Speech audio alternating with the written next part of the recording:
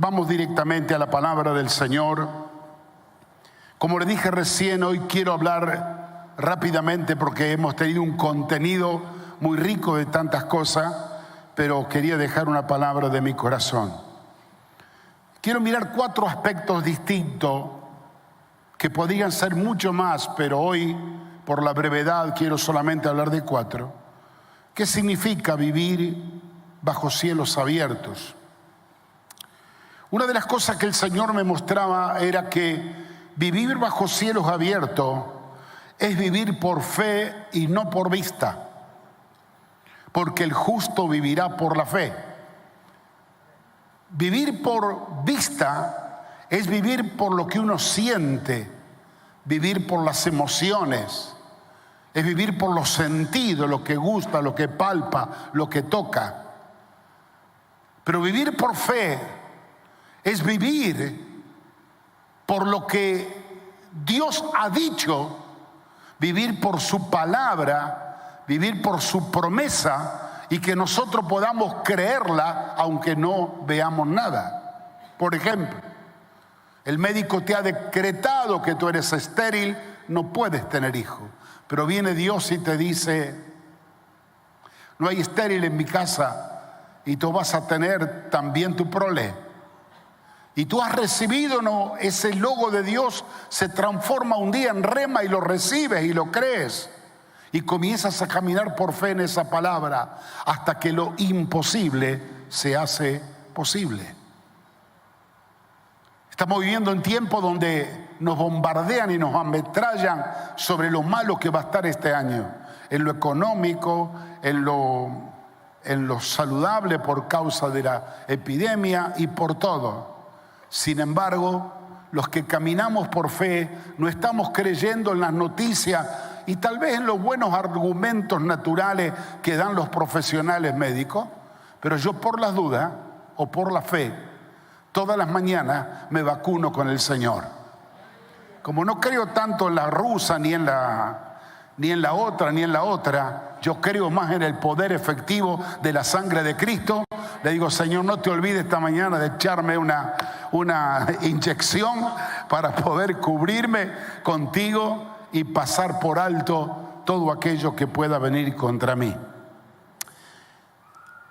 Dice Hebreos capítulo 11, versículo 3: por la fe entendemos haber sido constituido el universo por la palabra de Dios, de modo que lo que se ve fue hecho de lo que no se veía.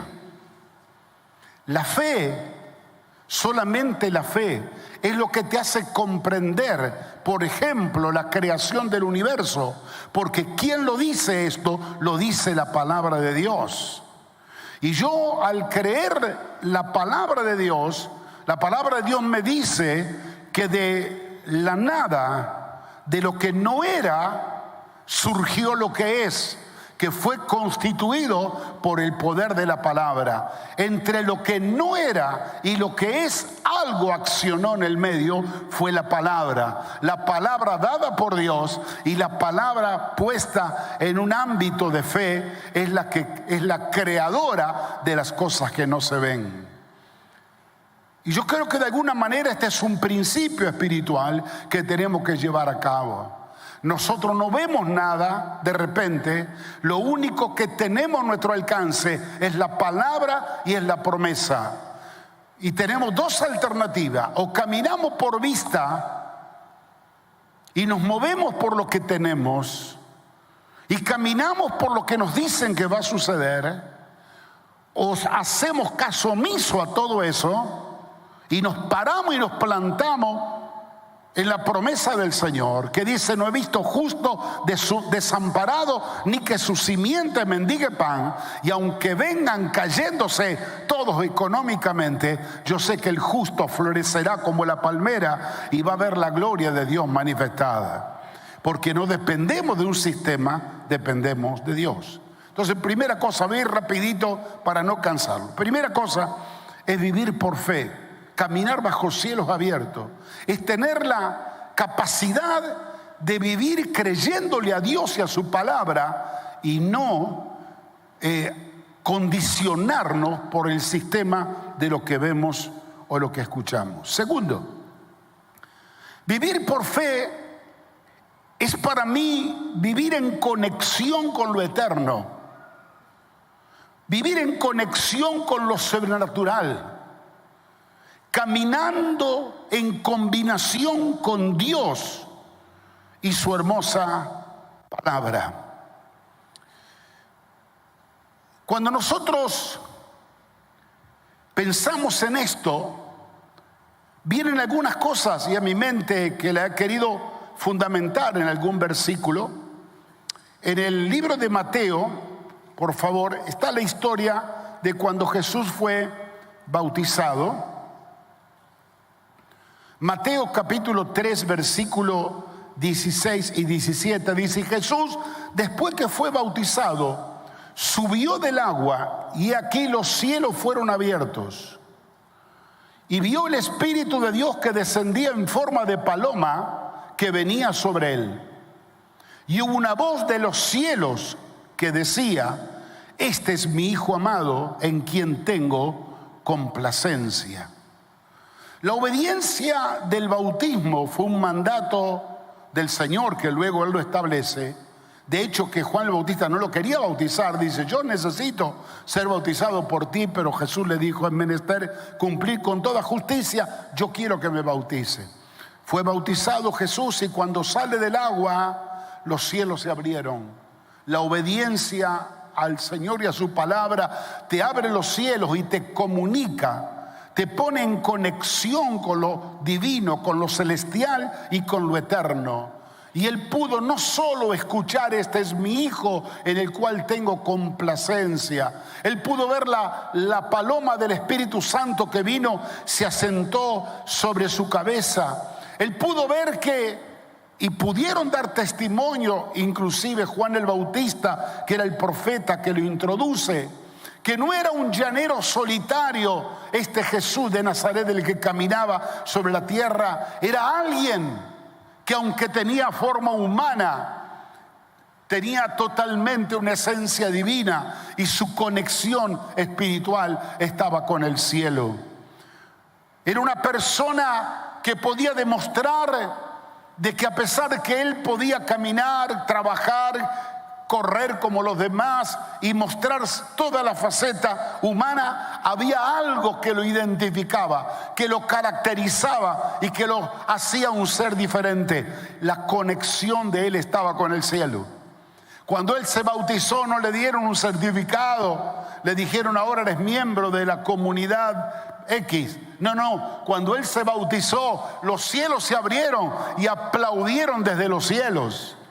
Él era un representante celestial y divino. No lo felicitó el pastor o Juan el Bautista, el profeta. Fue el mismo Padre que lo felicitó y le dijo: sos mi Hijo amado, en quien tengo complacencia.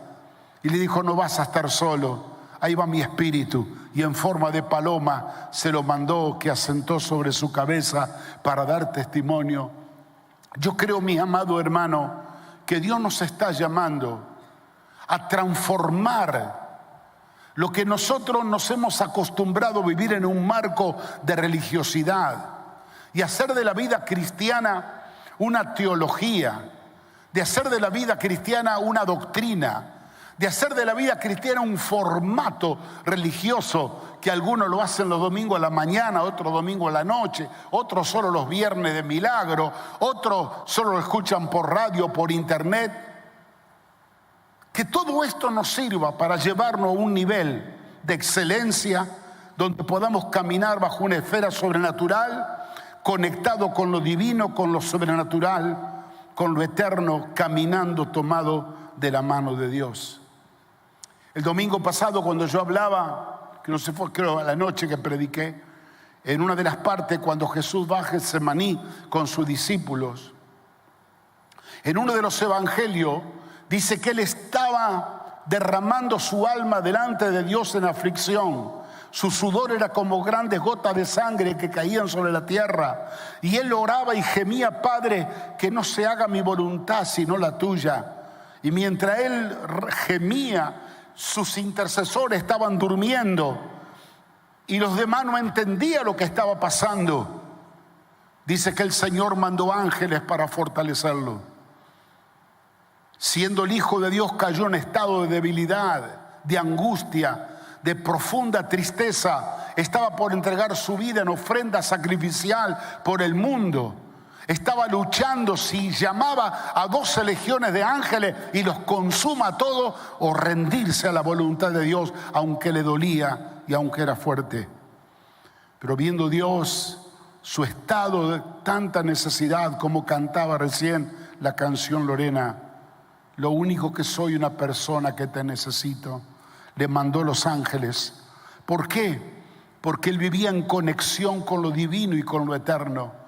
Y los ángeles estaban ahí para fortalecerlo, para animarlo, para ayudarlo a hacer la voluntad del Padre, que por esa razón él había venido. Cuando predicamos al principio de año sobre cielos abiertos, mencionamos también que esos cielos abiertos iban a producir una ministración sobrenatural de ángeles que iban a subir al cielo y bajaban a la tierra, pero para tener una asistencia directa sobre los hijos de Dios, sobre los herederos de tan grande salvación. ¿Entienden, hermano? Tercero, vivir bajo cielos abiertos es vivir en una pureza espiritual, en una pureza de corazón y de espíritu, por la razón de que estamos expuestos permanentemente a la gloria del Señor. Esa gloria que cuando nos ilumina lo ve todo, lo discierne todo, hasta las intenciones más escondidas de nuestro corazón. Los ojos de Dios, como llama de fuego, están sobre nosotros y Él lo ve, lo sabe y lo discierne todo. Esto nos obliga a nosotros a caminar con tanta seriedad bajo cielos abiertos, a responderle a Dios con un corazón no solamente humilde, sino puro, sincero, y una vida consagrada a Él, que me hace recordar a la vida de Enoc y Elías, que quedaron marcados en las historias bíblicas. Dice de Enoc la palabra en el Génesis, que Enoc caminó con Dios. No caminó solo creyendo en algo, caminó con Dios y Dios se lo llevó. Así desapareció. Eran una sola cosa entre él y Dios. Elías fue un hombre sujeto a pasiones igual que la nuestra, pero fue un hombre que caminó en una dimensión espiritual de obediencia al Señor muy grande y muy poderosa. Y en un momento dado, cuando llegó la hora de que su tiempo se había terminado, le mandó, no a Pocho Bernardo, le mandó carros de fuego para que vengan a buscarlo, y se lo llevó el Señor. Hay gente muy particular en la palabra que caminaron con Dios de tal manera que hasta Dios se encargó de retirarlo de la escena, como Moisés. Usted sabe que Moisés lo enterró Dios. Hasta el día de hoy nadie sabe dónde está el cuerpo de Moisés. Dios se encargó de enterrarlo, porque hay personas que se han dedicado, consagrado de tal manera a caminar con el Señor, que Dios dijo a esto, no, ni me lo toquen en la muerte, de esto me encargo yo. Hay un pasaje bíblico que quise apoyarme para decir que vivir bajo cielos abiertos, vivir en pureza de corazón y de espíritu, en 2 Corintios capítulo 6, versículo 14. Déjenmelo leer todo el pasaje, que lo vamos a entender perfectamente bien. No os unáis en yugo desigual con los incrédulos, porque qué compañerismo tiene la justicia con la injusticia, y qué comunión la luz con las tinieblas. ¿Qué concordia Cristo con Belial, o qué parte el creyente con el incrédulo? ¿Y qué acuerdo hay entre el templo de Dios y los ídolos? Porque vosotros sois templo del Dios viviente. Como Dios dijo, habitaré y andaré entre ellos y seré su Dios y ellos serán mi pueblo. Por lo cual, salid en medio de ellos y apartaos, dice el Señor, y no toquéis lo inmundo, y yo os recibiré. Y seré para vosotros por padre, y vosotros me seréis hijos e hijas, dice el Señor Todopoderoso. Así que, amados, puesto que tenemos tales promesas, limpiémonos de toda contaminación de carne y de espíritu, perfeccionando la santidad en el temor de Dios. ¿Cuánto dicen amén? Vivir bajo cielos abiertos es vivir en esta calidad de vida, de pureza de corazón y de espíritu. El cuarto, tal vez para algunos le va a sorprender, pero a mí me ha dejado meditando por 2 noches y no terminé todavía de terminar de disfrutar lo que representaba para mí este vivir en cielos abiertos. Quiero que abra su Biblia en el Evangelio según San Juan, ahora capítulo 17. Y antes de ir a la lectura bíblica, yo quiero que contextualicemos el pasaje. Capítulo 17 lo conocemos nosotros como la oración del Señor final por sus discípulos. Pero el capítulo 15 al final y el 16 es una preparación que el Señor le hace a su discípulo cuando comienza a anunciarle que el tiempo de su partida estaba cerca, que Él los iba a dejar a su discípulo, y aunque ellos no lo entendían, dice: es mejor que yo me vaya, porque si yo no me voy, el Espíritu no vendrá en mi lugar. Y es necesario que el Espíritu Santo no solo esté con ustedes, esté en ustedes. O sea, los llamaba el Señor a prepararse para vivir en una dimensión superior. Le preanuncia la segunda parte del capítulo 16 algunas situaciones que iban a vivir. El mundo se alegrará cuando le hagan daño a ustedes. Vendrán tiempos de persecución, días muy duros y muy difíciles, aún al punto que si alguno te mata, cree que le estará haciendo un servicio a Dios. Pero gozaos y alegraos, porque ustedes, aunque ahora no me ven, muy pronto me van a volver a ver, dijo el Señor, dando a entender de su muerte y de su resurrección próxima. Él le habla todas estas palabras e inmediatamente comienza a orar, lo que es todo el capítulo 17, lo que le llamamos la oración sacerdotal o intercesora del Señor. Pero quiero decirle que Jesús estaba con ellos ahí. No era que le mandó un Twitter o le habló por WhatsApp o un mensaje. Estaba con ellos.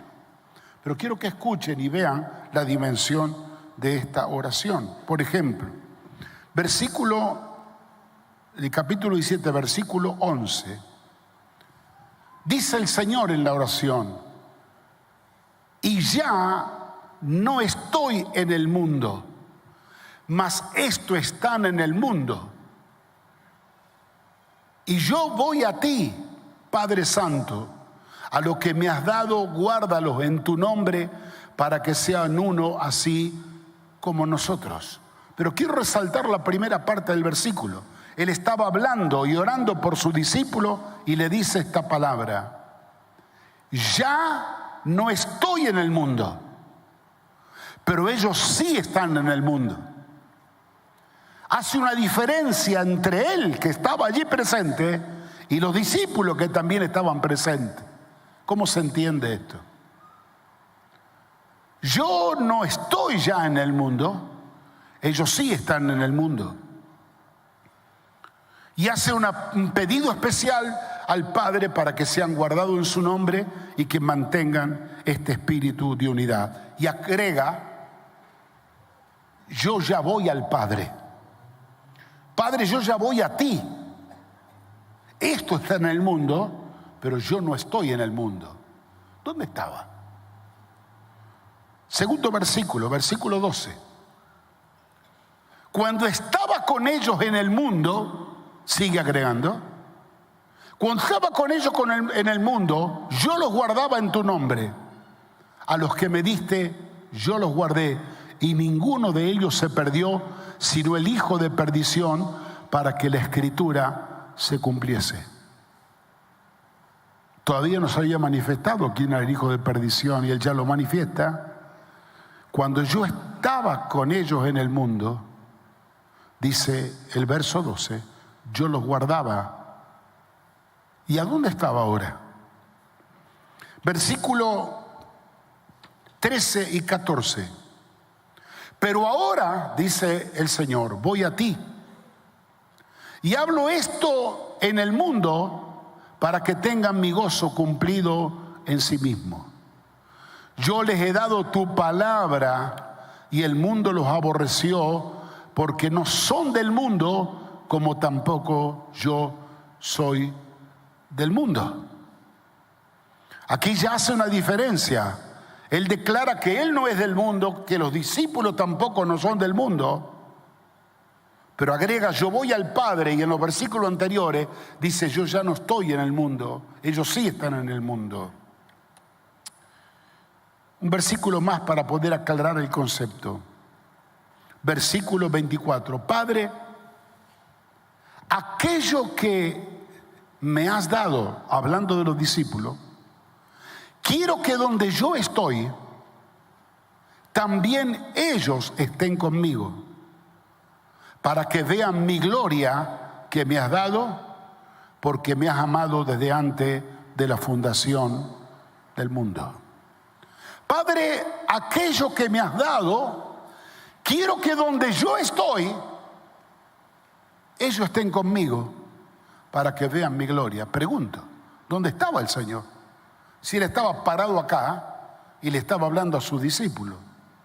Padre, yo oro y ruego que donde yo estoy, ellos estén conmigo para que vean mi gloria. La gloria que me has dado. Si usted lo mira naturalmente, te dice, bueno, tenían que levantarse los discípulos y venir donde estaba Jesús. No, él estaba hablando de otra cosa. Él estaba en una posición que le decía a los discípulos, yo ya no estoy en el mundo. ¿Dónde estás? Yo voy al Padre. Le estaba anunciando a los discípulos.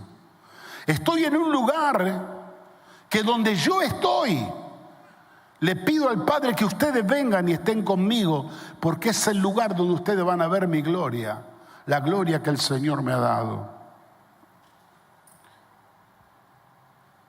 A mí una sola frase me sonaba cuando pensaba en esto. Me acordé del título de mi libro, Entre el cielo y la tierra. Jesús estaba entre el cielo y la tierra. Jesús había llegado a un punto en este nivel de sintonía espiritual, en este nivel de dimensión espiritual, en esta frecuencia espiritual que él se había podido soltar del sistema y de las amarras del mundo, y él estaba más cerca del cielo que de la tierra. Él sabía que el tiempo llegaba, le estaba diciendo al Padre, ya voy al encuentro contigo. Ya sabía que el hijo de perdición lo iba a entregar. Él tenía todo el programa revelado.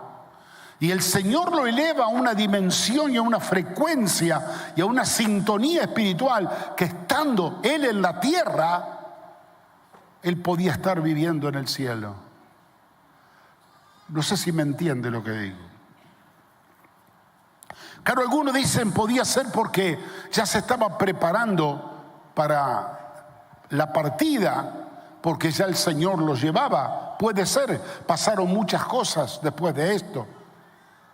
Pero sin embargo, yo quiero extraer esto porque yo sé que hay un lugar donde el Señor nos puede poner cuando caminamos bajo cielos abiertos, cambiarnos la sintonía, movernos a otra dimensión, movernos a otra frecuencia, donde el sistema y la problemática del mundo no nos haga mella ni daño.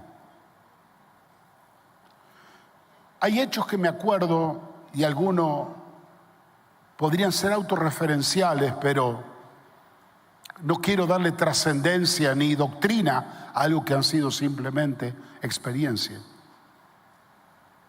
Me acordaba mucho cuando los últimos días de enfermedad de mi suegra, la hermana María, ella estando enferma como estaba, tenía todo el control de la casa. Venía mi esposa y le pedía, tráeme la cartera, hay que pagar esto, hay que pagar lo otro, pagarle a la señora, pagarle... Lo tenía todo acá. Las últimas semanas que ella estuvo en vida, le llamó la atención a Tani que ella nunca más le pidió la cartera, y cuando hablaba, no, arreglala vos, haz lo que quiera. A mí no me metan estas cosas, déjame tranquila. En esos días ella estaba viviendo una experiencia espiritual muy hermosa. Casi no parecía que estaba enferma. Y recuerdo que le dijo, mami, espero que vos te sientas bien, porque en pocas semanas vas a cumplir tus 80 y vamos a celebrar tu cumpleaños y vamos a hacer una linda torta con la familia. Y ella le sonrió y le dijo, no, quédate tranquila, que la tortita me la voy a comer con él yo. Ella pensó que hablaba como para dejarla tranquila, pero ella estaba hablando algo genuino y verdadero, donde lo natural lo había regido hasta este momento, ya no cumplía ningún valor. Y no quisiera ir más profundo, pero creo que cuando uno llega a esa dimensión, la gloria, que el Señor habla de que la que tú me diste, nos atrapa tanto que uno comienza de aquí en la tierra a percibir de alguna manera esa dimensión de gloria, que ya nada aquí tiene valor. Y cuando digo nada, aún los hijos, los nietos, la esposa, el esposo, la madre, el padre, cumplen un segundo lugar, porque la gloria de Dios comienza a tomar un primer lugar. Es como que uno comienza a vivir el cielo desde acá en la tierra. Algo hay que el Señor nos separa. Usted sabe que el dolor es un síntoma del pecado.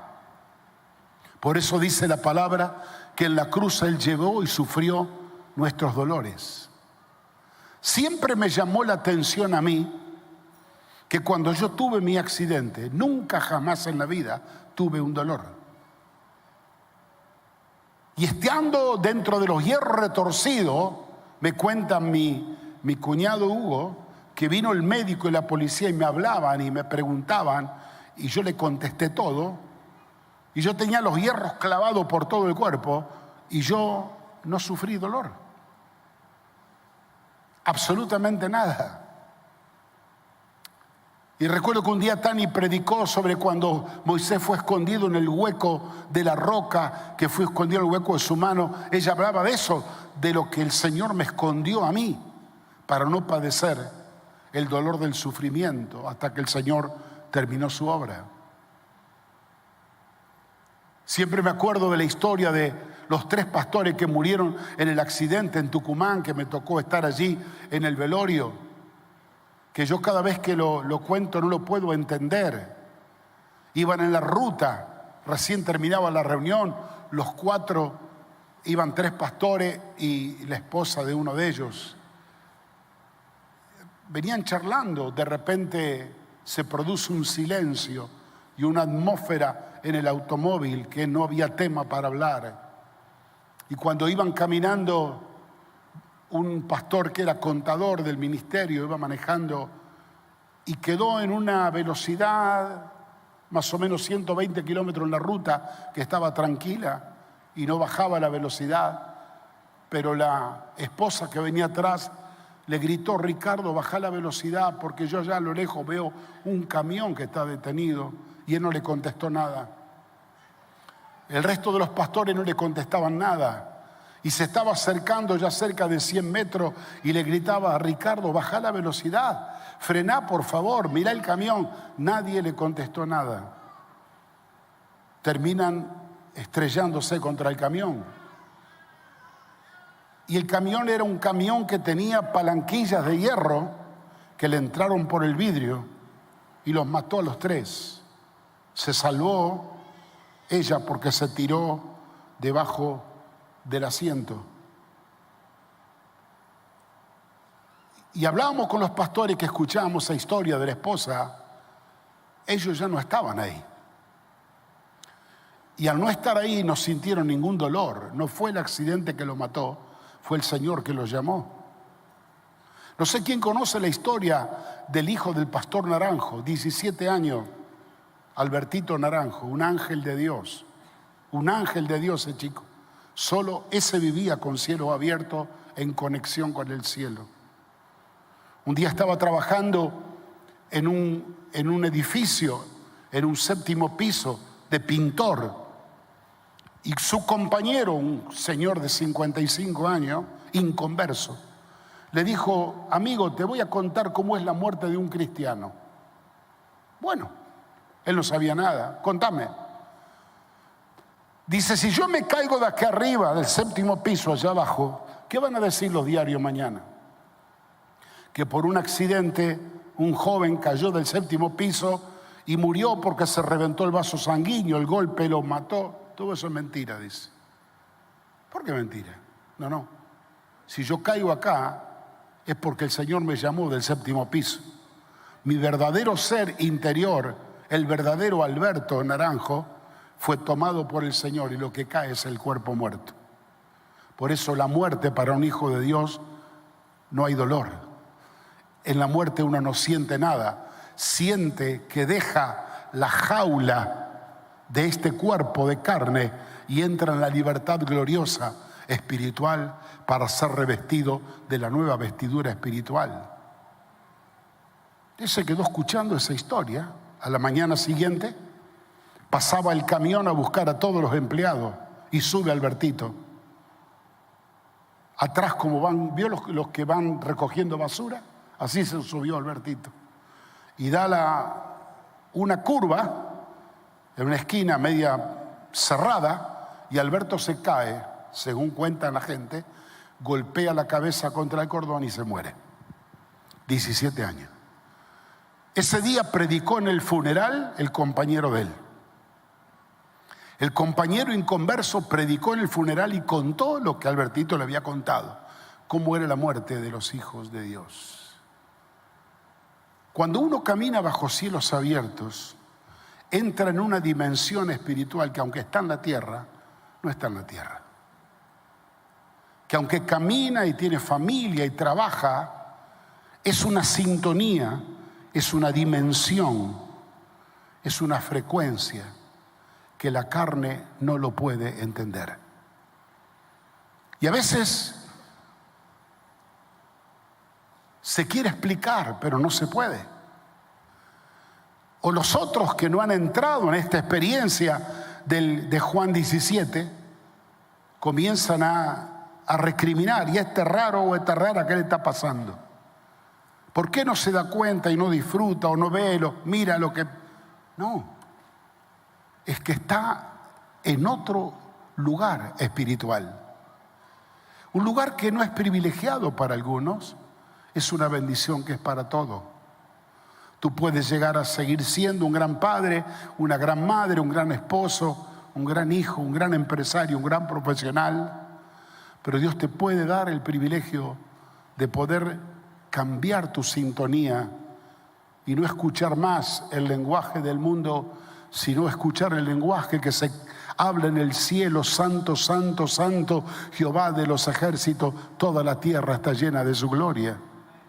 O escuchar las críticas a todos los presidentes de turno. Tú puedes caminar en esta vida y trabajar y tener tus responsabilidades, pero tu mirada puede estar puesta en la gloria, donde está tu esperanza, donde está tu futuro, donde el Señor te dijo: yo me voy a preparar lugar para vosotros. Y sabemos que el artífice, el gran arquitecto, está trabajando ya para nosotros y ya nos ha preparado la casa. Y ya la casa tiene su nombre en la puerta: aquí va a vivir fulano de tal. No digo Norberto Carlini porque en el cielo no me voy a llamar Norberto Carlini. No sé qué nombre me habrá puesto el Señor a mí en el cielo, pero sé que tengo un nombre nuevo, como usted tiene un nombre nuevo.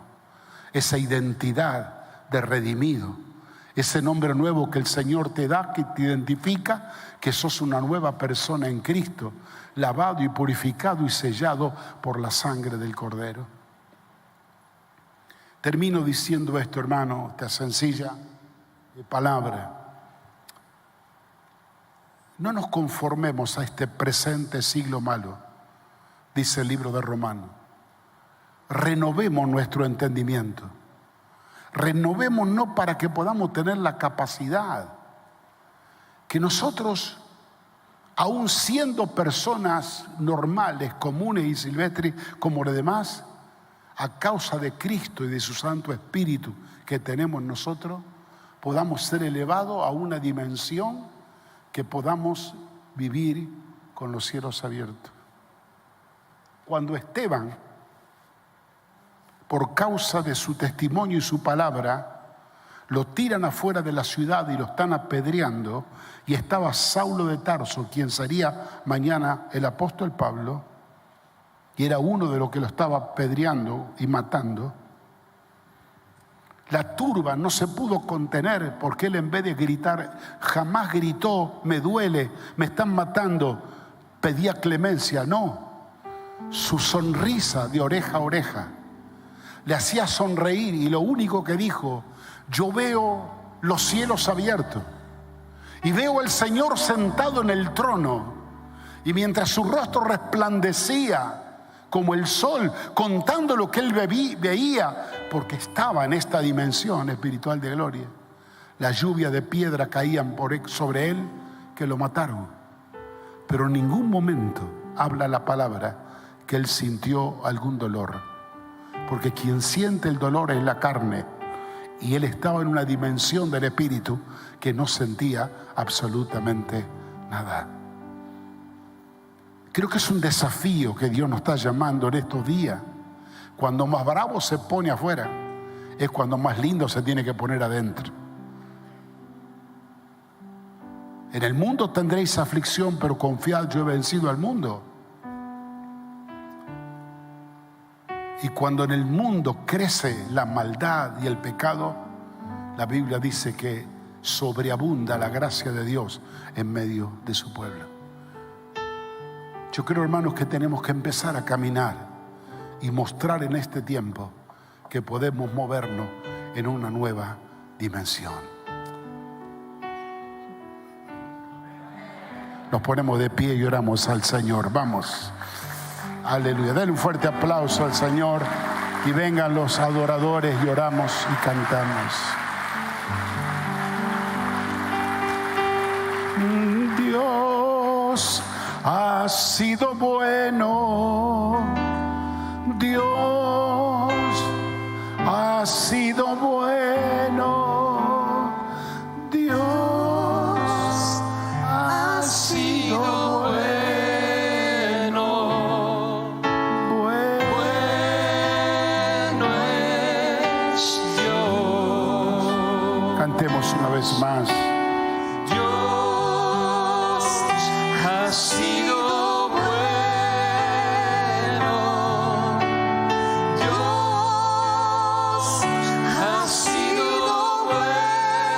Padre, extiende tu mano de poder sobre la vida de mis hermanos. Aquel que todavía está viviendo bajo los efectos de la naturaleza de la carne, bajo la influencia de este sistema maligno y perverso, dale la gracia de caminar bajo cielos abiertos. Dale la gracia de ver la gloria tuya que se quiere manifestar. Impúlsanos, motívanos a vivir una nueva calidad de vida en lo espiritual. En el nombre de Jesús, yo te bendigo, te doy gracias por lo que estás haciendo con nosotros. Y como dice tu palabra, cosas mayores que esta vamos a ver. Te bendecimos, Padre. Haznos vivir y experimentar esta nueva dimensión de vida. Hazme vivir bajo la vida de fe en los